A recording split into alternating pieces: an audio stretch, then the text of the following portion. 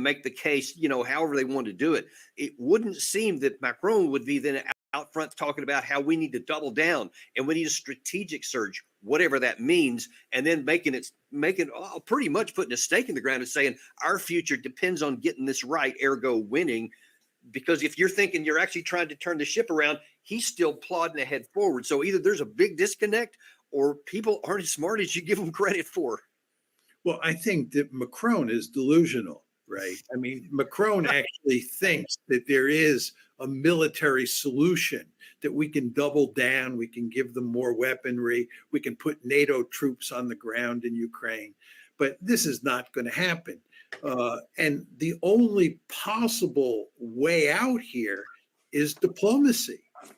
The administration is going to have to work with the Ukrainians to push them at some point to try to negotiate with the Russians. This one cannot be won on the battlefield by the Ukrainians. And if anything, the situation is deteriorating at a rapid pace, and the Russians are going to end up conquering more, not less territory. It's happening before our very eyes. We have no magic formula for fixing the problem. So the end result is you have to go to diplomacy. The question is, what is going to be the diplomatic solution that you, the White House, or you, NATO, privilege? And that remains to be seen. But diplomacy is the only card they have left to play. And unfortunately, it seems that they're still playing by the old rule book where diplomacy isn't in the toolkit, only military tools are. Because here's what NATO is in the process of doing right now. It's actually 90,000 NATO troops exercising together to prepare for various contingencies, most notably to prepare for any sort of Russian incursion on NATO territory. NATO allies have come together to reinforce and fortify the eastern flank. We're moving troops to the eastern flank. We're enhancing our deterrence and defense and sending a very strong signal to Russia that he should never consider touching NATO territory. Number one, Russia has no intention or desire to touch 1 inch of NATO territory. So on the surface of it, that seems superfluous and kind of pointless. I don't know who they're trying to impress, maybe people back home. But I wonder if you could talk on the bigger part of that issue there about what does Russia see? Because Russia does see that. They also see that in Finland, for the first time, there's now NATO exercises going on right there across their border. And so they hear things like Macron talking. They see these kind of things happening right on their border. What is the message that Russia is receiving, regardless of what may be intended? How do you think this is going to play in Moscow? Well, if the Russians were bent on conquering all of Ukraine and then conquering other territory in Eastern Europe, then what NATO is doing would really matter to them. And what the ambassador said about us deterring the Russians from attacking those Eastern European countries would be relevant. But as you said quite correctly, the Russians are not interested in conquering territory in Eastern Europe. They don't have to be deterred. And what she's doing is taking her eye off the ball. What really matters here is what is happening inside of Ukraine. And the really big question is, how much territory inside of Ukraine are the Russians going to end up taking? And then what is that dysfunctional rump state called Ukraine that's left over going to look like? And how is it going to be integrated or not integrated into the West? These are the really big questions. Getting into a discussion about Russia attacking Eastern Europe and us moving forces into Eastern Europe to prevent that from happening is all beside the point. It's delusional. Yeah, and I'm going to ask you a little bit more on to go down the whole the line of thought on the diplomacy and what that could represent or what it could extract if we were to go down that road. But first of all, I want to touch on something that you actually said on our show last year, and I want to see that with now all the things that have happened since then, the fall of Avdiivka, the continued movement to the west by Russian troops, the reports that there may be a large Russian offensive planning for the May-June timeframe on top of all these things. You said about last year on our show that you think that Russians may end up not just with the 4 oblasts that they have already annexed, but maybe 8 total oblasts, meaning 4 additional territories in Ukraine. What is your view on that today? Is it still the same, or has that moderated any? No, I think that if you're playing the Russians' hand, the smart strategy Tired of would investing be so to take much into your 4 YouTube additional channel only to see oblasts. your hard work Uh, go what unnoticed? you want to do is you want to make sure that you control as much territory in Ukraine as possible. You understand that you don't want to go into central and certainly into Western Ukraine, where there are lots of ethnic Ukrainians who will resist the occupation uh, hammer and tong. So you want to stay away from those parts of Ukraine, but you want to take a good chunk, I'd say about 40% of the eastern part of Ukraine, and you want to incorporate it into Russia. And that will make Ukraine weak, and it'll put you in a very advantageous position for dealing not only with Ukraine, but dealing with the West in the future. See, if we were really smart here, what we would do is stop threatening to bring Ukraine into NATO. Because the more we threaten to bring Ukraine into NATO, the greater the Russian incentive is to take more of Ukraine and make Ukraine weaker, and to create a much larger buffer area between Ukraine and Russia. So this policy that we're pursuing is very foolish. What we should do is we should switch to a diplomatic solution right now. Yeah, and let's go down that path, because obviously I'm in wholehearted agreement with that, because there is no military path. So the only one viable left that can still save anything of Ukraine that's currently not under Russian flags is negotiation. So what would that look like in terms of what Russia would willing to do? There was a lot of news here a couple of weeks back where there was, I can't think, it was a Wall Street Journal, I can't recall, published some excerpts from what would have been a deal back in February, March, April of 2022, where Ukraine had some pretty bad positions in which they could have had a deal. And so the question is, now a year plus later, almost a year and a half now from that time, well, now what kind of a terms might Russia be willing to do? Because obviously they're going to be negotiating in this scenario from question. So what would Russia be willing, do you think, realistically, to negotiate a way in order to get this thing over? What is it going to cost Kiev today? There are really 2 big issues on the table. The first is that we need a neutral Ukraine. That was the centerpiece of the negotiations that took place in Istanbul in the March-April timeframe, the ones that you were referring to before. The Russians want a neutral Ukraine, and that means not only that Ukraine is not in NATO, but there can be no security relationship between the West and Ukraine. It has to be, in my opinion, completely severed. And at least for the foreseeable future, there have to be limits on how powerful the Ukrainian military is, so that it doesn't threaten Russia in any meaningful way. That's point number 1. Point number 2, which is the trickier issue, is how much territory do the Russians end up taking? I think the Russians will want more than the 4 oblasts they now control. They now control, or let's put it differently, they've annexed 4 oblasts plus the Crimea. And the question is, will they try to annex 4 more oblasts? I think if you got serious about diplomacy now, you moved vigorously to turn Ukraine into a neutral state, you might be able to convince the Russians not to conquer more territory. I wouldn't be terribly hopeful of that, but from a Ukrainian point of view, that is the best possible outcome. You just have to accept the fact you've lost those 4 oblasts and you've lost Crimea. And what you want to do is you want to minimize future losses. So those are sort of the 2 key issues on the table. But what you have to do to make that work is you have to immediately move to negotiations. And you have to immediately move to severing relations between the West or NATO on one hand and Ukraine on the other. And as I said to you at the beginning of the program, it's very hard to do that because changing policy in the case of the West is like turning a supertanker around in the water.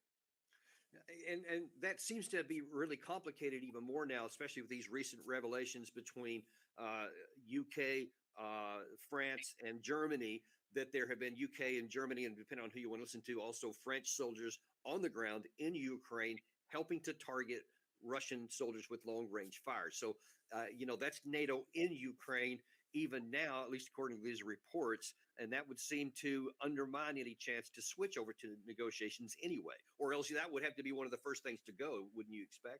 Yeah, it gets back. What you're saying gets back to Macron's comments that this is our war. I mean, Macron was basically saying we can't afford to lose because we're so deeply involved.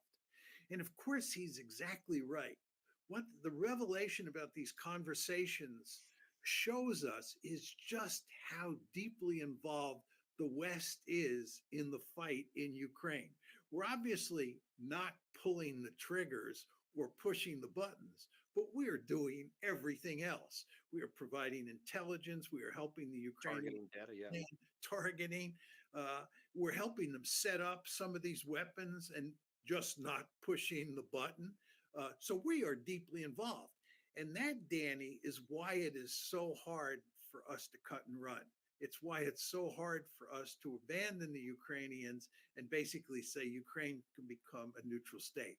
We have gotten ourselves so deep into this conflict that turning things around quickly is well nigh impossible.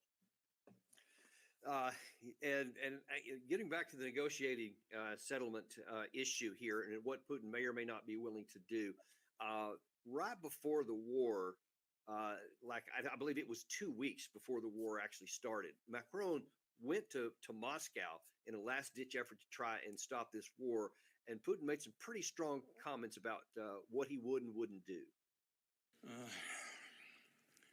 Я хочу еще раз все-таки подчеркнуть это. Я говорил, но мне очень бы хотелось, чтобы вы меня услышали все-таки в конце концов и донесли это до своих читателей, зрителей и пользователей в интернете. Но вы понимаете или нет, что если Украина будет в НАТО и военным путем будет возвращать себе Крым, европейские страны автоматически будут втянуты в военный конфликт с Россией. Конечно, потенциал объединенной организации НАТО и России несопоставим. Мы понимаем. Но мы также и понимаем, что Россия одна из ведущих ядерных держав. По некоторым компонентам, по современности даже многих опережает. Победителей не будет. И вы окажетесь втянутыми в этот конфликт помимо своей воли. И вы даже не успеете глазом моргнуть, когда будете исполнять пункт 5 Римского договора. Господин президент, конечно, не хочет этого развития. И я не хочу. И я не хочу. Поэтому здесь и находится. And actually, a couple of months before that, there was another.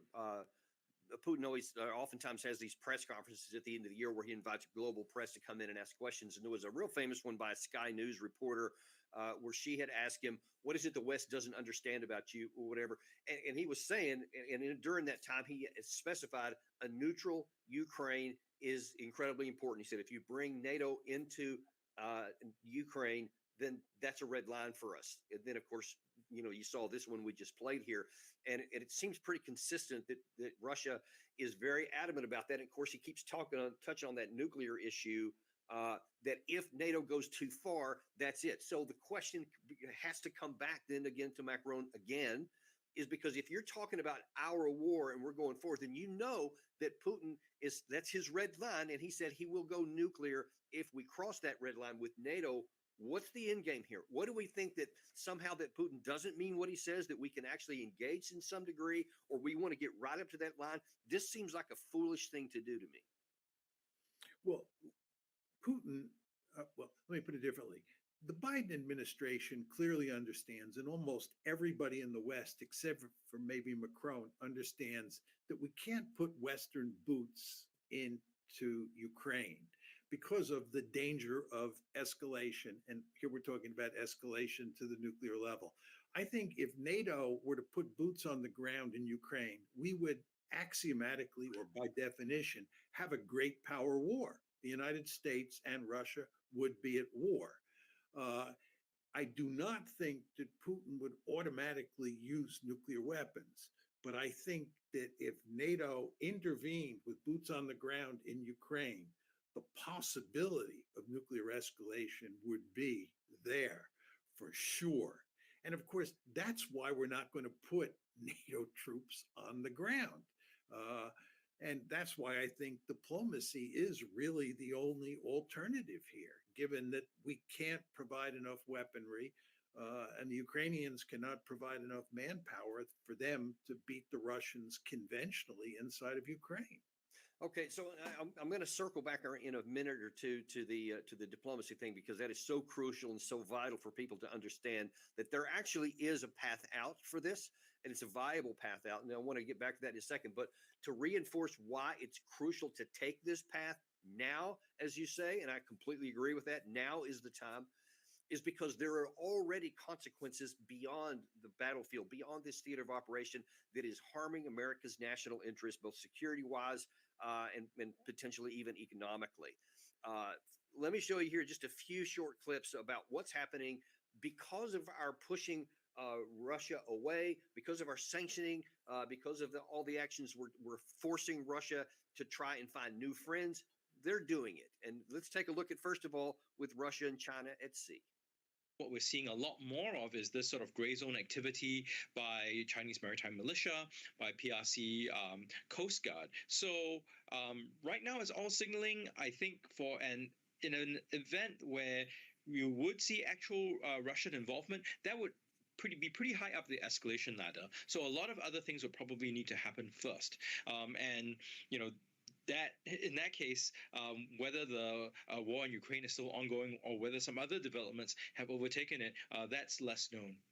Then in 2021, we saw already, even before this war started, of a growing cooperation between China and Russia on the ground. And as you watch this, note how many times this had happened prior to this engagement. If you say it's a marriage of convenience, that underestimates the depth of their shared interests. And of course, the biggest one is opposing America and undermining America and the West. And that's extremely important in explaining the strength of the current China-Russia relationship. 10,000 soldiers are taking part in the exercise, which will last for 5 days, the 30th such war games since 2003. Russia's President Vladimir Putin and China's leader Xi Jinping recently boasted that their country's relationship was now unbreakable. And then last year, you had China, Russia, and Iran exercising together. Russia, China, and Iran have announced the completion of their joint naval exercise in the Arabian Sea. The announcement has raised eyebrows. The two-day exercise took place on Thursday and Friday. According to the Russian Defense Ministry, its navy participated in joint tactical maneuvers and carried out artillery firing. The navies of the three nations simulated releasing a captured ship with hostages on board and also performed a drill of providing assistance to a ship in distress. The drills took place near the Iranian port of Chabahar in the Arabian Sea and comes ahead of the Chinese President Xi Jinping's 3-day visit to Moscow that will start tomorrow. And of course, lastly, Russia, North Korea. This is the culmination of that rare summit we saw just last month. Kim Jong-un reportedly had hoped to sell artillery shells and anti-tank missiles. Russian President Vladimir Putin implied they had talked about military cooperation, and now we know this is confirmed. Professor Brenner, former from the University of Pittsburgh, published a piece on one of his newsletters just before we came on air here today, kind of talking about the situation where he says the West has set itself on a path of collective suicide, moral suicide in Gaza, diplomatic suicide, the foundations laid in Europe, the Middle East, and across Eurasia, economic suicide, the dollar-based global financial system jeopardized, Europe deindustrialized. It's not a pretty picture. Is he right? And are our actions and our unwillingness to seek diplomacy causing our enemies to coalesce together? Because before this happened, John, that you saw really those kind of isolated poles with China, Russia, North Korea and Iran, they had some engagement, but it was kind of on the surface level. Nothing like what we're seeing now. Well, I think there's no question that the United States is in a colossal mess, or to put it more generally, the West is in a colossal mess. I mean, we haven't talked much about the Middle East here, which Professor Brenner was talking about, in addition to all these other issues. But if you look at, let's just start with what's happened with regard to Russia and China. As a result of the Ukraine war, the United States has helped push Russia into the arms of the Chinese. This is not in our strategic interest. We should have good relations with Russia because China is a peer competitor, Russia is not. China is a greater threat to the United States than Russia is. Pushing Russia, the third great power in the system, into the arms of your principal adversary, China, makes no sense at all. Furthermore, getting bogged down in Ukraine and now getting bogged down in the Middle East as well makes it very difficult to fully pivot to Asia to contain China, which is, again, America's principal mission at this point in time. So the Ukraine war has had really negative effects on America's ability to deal with China. Then, as you point out, there's Iran and there's North Korea. What we've hoped for in the past is that both China and Russia would cooperate with us to make sure that Iran did not go nuclear. Well, what happens if Iran decides it's going to develop nuclear weapons? Are the Russians and the Chinese going to work with us? I wouldn't bet a lot of money on that. We've also hoped that the Chinese and the Russians would work with us to convince, excuse me, North Korea to give up its nuclear weapons. That's not going to happen now either. So if you think about the nuclear proliferation issue as it applies to both North Korea and Iran, we have created a situation where we're in a very weak position with regard to those countries. So the situation here looks disastrous. And then when you marry to that situation what's going on in the Middle East, where the Israelis are doing poorly inside of Gaza, and there is no possibility that they're going to eliminate Hamas and create a peaceful Gaza, and where they're talking about attacking Hezbollah and escalating the war into Lebanon, you really begin to wonder. And then furthermore, on top of this, the Israelis are waging a genocidal campaign in Gaza that is going to cause the United States and especially Israel huge problems from a reputational and moral perspective moving forward. Which is absolutely vital in diplomacy and getting, as you said at the top of this show, what diplomacy is to try to get the other side to do what you want to do, making them think it's in their interest to do so. If we don't have any moral authority, no one's going to do anything that we want them to do. They're going to do whatever they feel like doing, and probably will seek to undermine us, which is kind of what some of these things are doing here. So I want to go back to that central point there that you mentioned at the outset, because I think it is absolutely more vital now than it has been at any point in the 2 years that this war is now over 2 years been going on. And that is, it is crucial for the United States to get this war wrapped up quickly. So given where we are right now, and given the momentum that we had been going down this path and apparently are heading it towards even into the spring here, how do we start to turn this ship around? And if you were invited into the administration and Biden just said, look, Professor, whatever you say, we're going to do, what would be our actions starting tomorrow?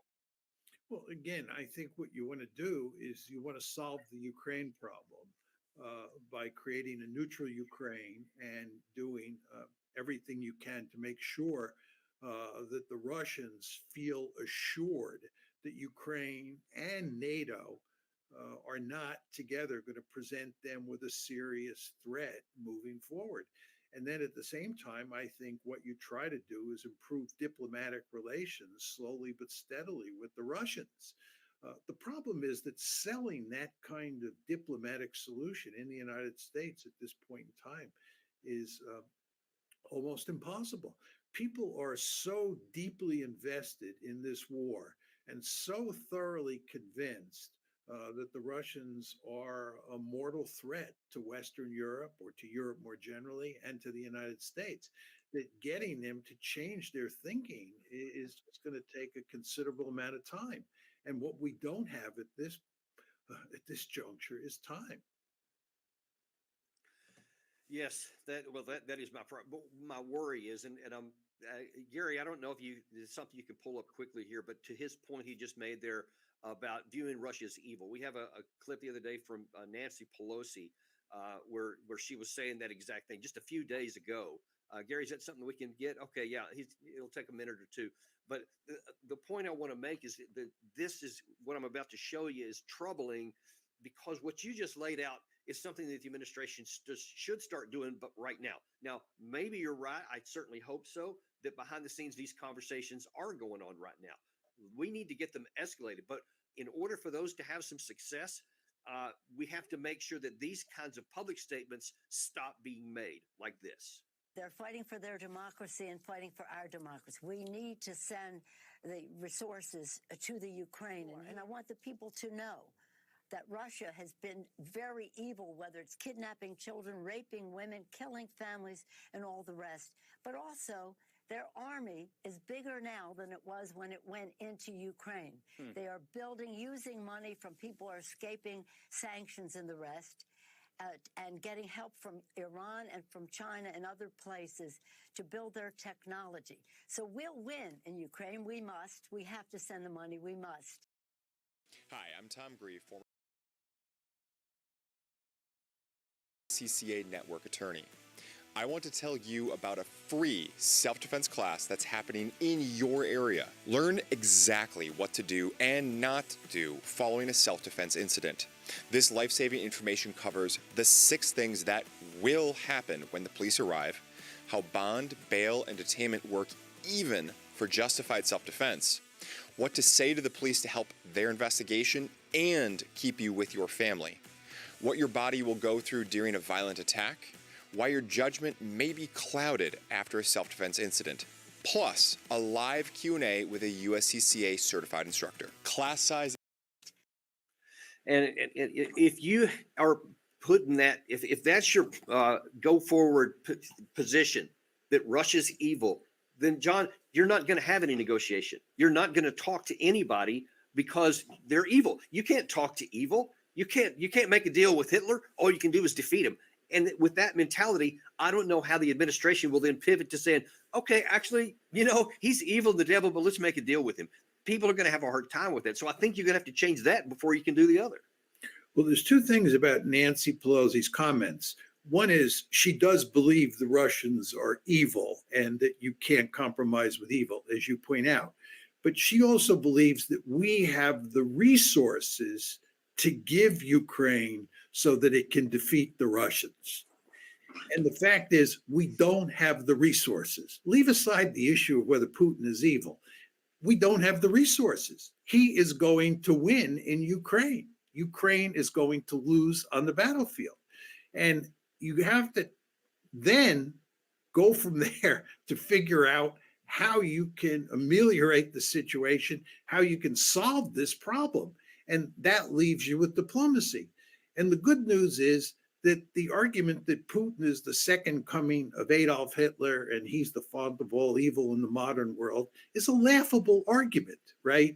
Nobody's arguing that Vladimir Putin is a nice guy, but the idea that he is someone who can't be dealt with in terms of diplomacy is not a serious argument. In fact, if you look at Putin's behavior from 2000, when he took over control in Russia, up until probably 2022, which is the year that Russia invaded Ukraine, he went out of his way to work with the West. There's no evidence that he was antagonistic toward the West and wanted to cause us trouble and wanted to conquer Ukraine. These are myths that the mainstream media and the foreign policy establishment have created. Putin can be dealt with. He doesn't trust us much anymore. So we have a real problem here. There's a trust deficit for sure. But right. And speaking of that trust deficit, actually, we had Doug McGregor on our show recently who talked on that very subject. if the Russians see the Western nations doing this, putting all this money in killing their troops, I mean, at some point they're going to say it's stupid for us not to get ready for that outcome. And of course, then you have this mutually building fear of each other. And that's what leads to a lot of wars. And so we're going down a path right now that our foolish actions here could lead us into catastrophe.